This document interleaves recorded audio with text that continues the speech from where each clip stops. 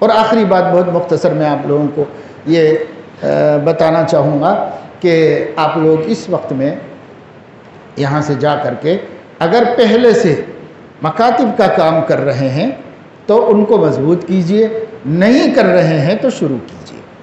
اس سلسلے میں ایک مسئلہ پیش آتا ہے اسٹاف کا کہ اساتذہ نہیں ملتے، اور ایک مسئلہ پیش آتا ہے بجٹ کا کہ کتنے کھولیں گے تو کتنے پیسے ہم دیں گے۔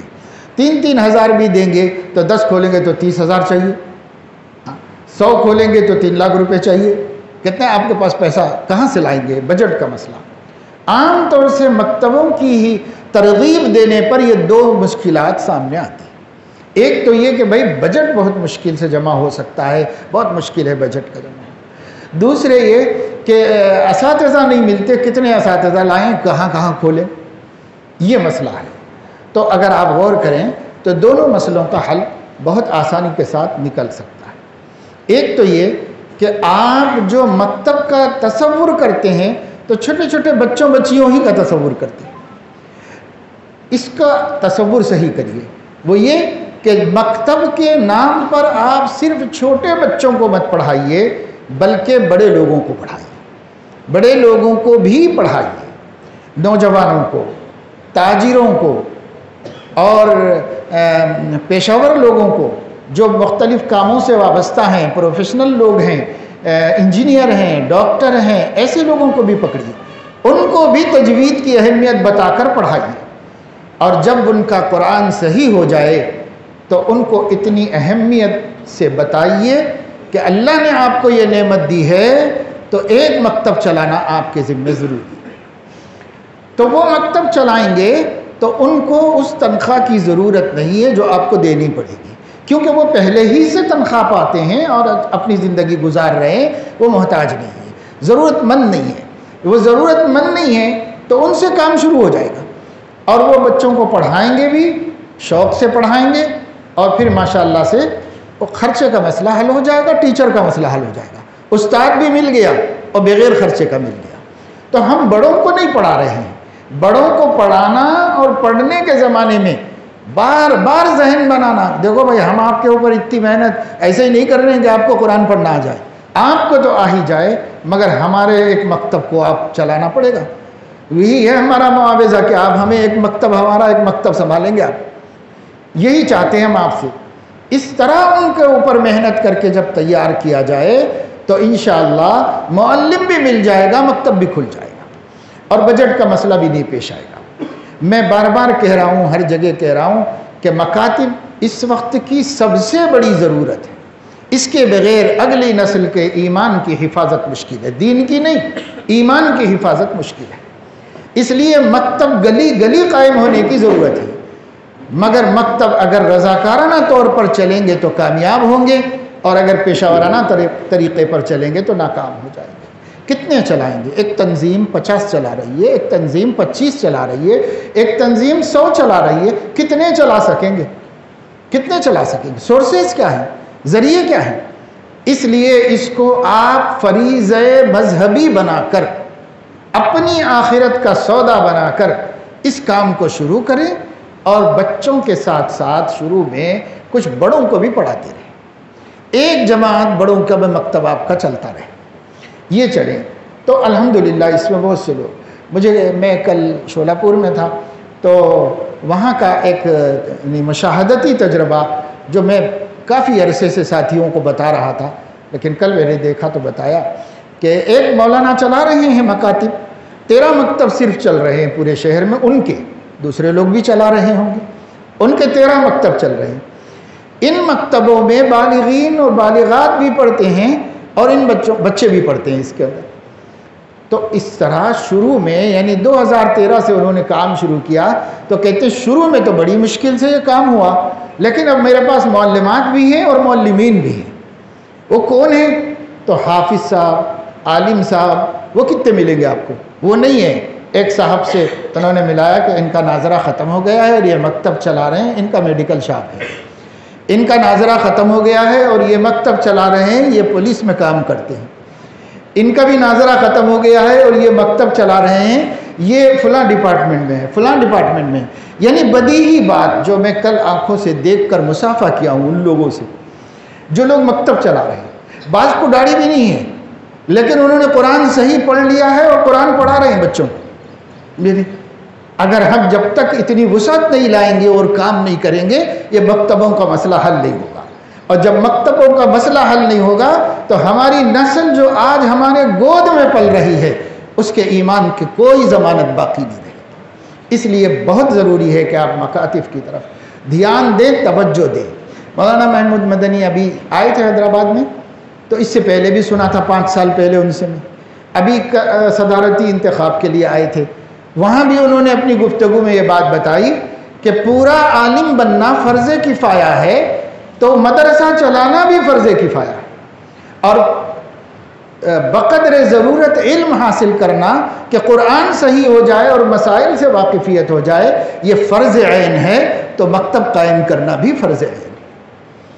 تو ہم فرض کفایہ کے لیے لاکھوں روپے کا چندہ کر کے بڑی بڑی عمارتیں بنا کر ویران ڈالے ہوئے ہیں. بچے نہیں مل رہے ہیں، یہ ہو رہا ہے وہ ہو رہا ہے، لیکن پھر بھی بننے کا بنتا جا رہا ہے اور تعمیر کی تعمیر ہوتی چلی جا رہی ہے.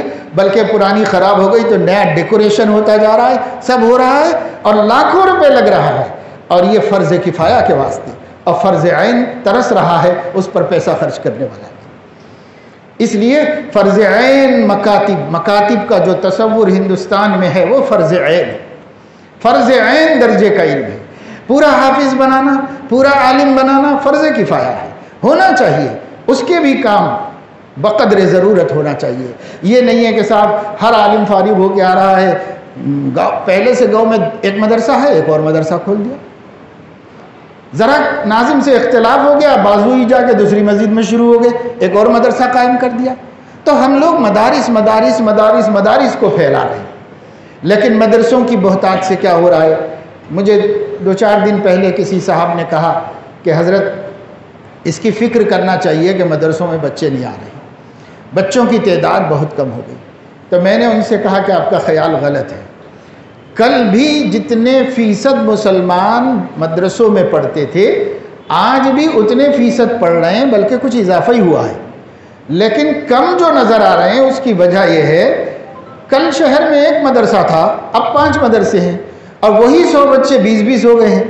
تو آپ اس کو کم کیسے کہہ رہے ہیں؟ اتنی ہی تعداد پڑھ رہی ہے جتنی پہلے پڑھتی تھی، کم نہیں ہوئی. مدرسے بڑھ گئے، تعداد کم نہیں ہوئی. تو اسی طریقے سے ہم کو چاہیے کہ بار بار جگہ جگہ بلا ضرورت مدرسہ قائم نہ کریں، ضرورت سے کریں. اگر ڈھنگ سے نہیں چل رہا ہے تو دوسرا اچھا قائم کریں آپ، اور اگر اسی کو اچھا کر سکتے اسی کو بھلا کریں، اسی کو بہتر بنائیں. اگر ضرورت نہیں مکتبوں پہ خرچ کرو سارا پیسہ، اور مکتبوں پہ سارا ہمارا ملت کا سرمایہ لگا دیا جائے، لٹا دیا جائے، اور مالداروں کو بھی اس کی اہمیت بتائی جائے کہ وہ اپنا پیسہ اس پر خرچ کریں. اور ایک صورت یہ ہوتی ہے کہ ہم لوگوں سے چندہ لائیں، یہ بڑا مشقت کا کام ہے، اور چندہ لائیں اور ہمیں 10,000 ملے. ہم نے 3 مکتب کا ارادہ کیا کہ بھئی 3 مکتب چلائیں گے، 4-5 چلائیں گے، یہ ہوگا. اور اگر ہم یہ کوشش کریں کہ کچھ مالداروں کے پاس جا کر ان سے پرسنلی ملاقات کر کے ان کو مستقبل کی صورتحال، ایمان کی اہمیت، دینی تعلیم اور قرآن کی اہمیت اور بچوں کو پڑھانا ضروری ہونے کی اہمیت بتا کر ان سے یہ کہیں کہ ہم آپ سے یہ ریکویسٹ کرتے ہیں 10 مکاتب ہم قائم کریں گے، نگرانی ہم کر لیں گے، تنخواہ آپ دے لیا کیجیے، اور ہمیں پیسہ دینے کی ضرورت نہیں، آپ ہی لے جا کر ان کو تنخواہیں دے دیجئے، آپ ہی ان کو کور دے دیجئے. ہم دیہاتوں میں قائم کریں گے، آپ ہفتے میں 1 اتوار دکان بند رہتی ہے، اپنی گاڑی میں بیٹھ کے جائیے، فیملی کو بھی لے جائیے، ان مکتبوں کا دورہ بھی کر لیجئے اور ان کو تنخواہیں بھی دے دیجئے. ہم نہیں مانتے آپ سے. تو ہم ایسے لوگوں کو تیار کر کے 10-10, 15-15, 20-20 مکتب کی تنخواہیں دینے والے ہمارے سماج میں تاجر موجود ہیں، بڑے بڑے کاروبار کرنے والے موجود ہیں، بیرون ملک رہتے ہیں، ان کے بچے خود اتنا پیسہ خرچ کر رہے ہیں، مگر جہاں سمجھ میں آیا وہاں لگا رہے ہیں، جہاں سمجھ میں آیا وہاں بیکار خرچ کر رہے پیسے. یہ پیسہ صحیح خرچ کرانے کو ہم ایک ترتیب بنا لیں، اس ترتیب سے انشاءاللہ مکاتب کا کام بہت اچھا ہوگا. اور یہ اس وقت کی سب سے بڑی ذمہ داری ہے. जमीयत उलमा के तहत दीनी तालीमी बोर्ड है और जमीयत उलमा ने ये काम 100 बरस पहले शुरू किया और उस वक़्त से अब तक बराबर ये काम चल रहा है। मुस्तकिल जमीयत के तहत दीनी तालीमी बोर्ड है जिसने निसाब भी बनाया था, जिसने पूरे मुल्क में दहरियत के ख़ात्मे के लिए और इल्हाद के ख़ात्मे के लिए ये तालीमी निज़ाम मकातिब का चलाया था। इस दफ़े फिर इसका इहिया हुआ है और मरकज़ के ज़िम्मेदार हजरात चाहते हैं हर इलाके का दीनी तालीमी बोर्ड कायम हो और हर इलाके में मकातिब का ये निज़ाम चले और ख़ूब चले और मजबूत चले और मुअस्सिर हो, नतीजा सामने आए हमारे। इस तरह हमें ये काम करने की ज़रूरत है। तो ये काम तो जमीयत उलमा के तहत एक काम इस्लाह मुआशरा का, वो भी उलमा ही सबसे अच्छा कर सकते हैं, और एक काम मकातिब के शयूओं का, वो भी उलमा ही सबसे अच्छे तरीक़े पर कर सकते हैं। और इसकी कुछ मिली, समाजी और सियासी खिदमात हैं, तो उसमें जिसको जितनी मुनासिबत हो उस एतबार से उसमें हिस्सा ले और मजमूई तौर पर अपने यूनिट को मजबूत करने की कोशिश करें, मुत्तहिद रहें, मजबूत रहें, बाहमी इख्तलाफात से बचें, अल्लाह के लिए एक हों, शीर व शकर हों, बदगुमानियाँ ना करें और लोगों के अयूब को ना उछालें, उसको छिपाएं। अल्लाह सत्तार है, हम भी सत्तार बने, अल्लाह गफ़्फ़ार है, हम भी गफ़्फ़ार बने, दरगुज़र करें। अगर ये मामला अल्लाह जाने वो जाने, लेकिन हम अपने शिराज़े को बिखरने ना दें, हम उलमा की जमईयत को मुत्तहिद रखें और उसे टूटने ना दें। इसलिए काम करें तो इंशाअल्लाह बहुत काम होगा, बहुत होगा। अल्लाह पाक अपने फजल करम से हमें अपनी ज़िम्मेदारियों का एहसास नसीब फरमाए और हम अपने असलाफ़ को अपने सामने आइडियल बनाकर, उसवे हसना बनाकर अपने लिए मैदान अमल तैयार करें और कुछ करके अल्लाह को दिखाएं। दुनिया तो खुद ही देख लेगी। अल्लाह ताला अपने फजल करम से तौफीक़ अमल नसीब फरमाए। आमीन व आखिर दावा। मज़ीद वीडियो के लिए हमारे चैनल सैयद मुजाहिद ऑफिशियल को सब्सक्राइब करें और बेल के आइकन को ज़रूर दबाएं ताकि आने वाली हर वीडियो का नोटिफिकेशन आपको मिलता रहे। जज़ाकल्लाहु खैर।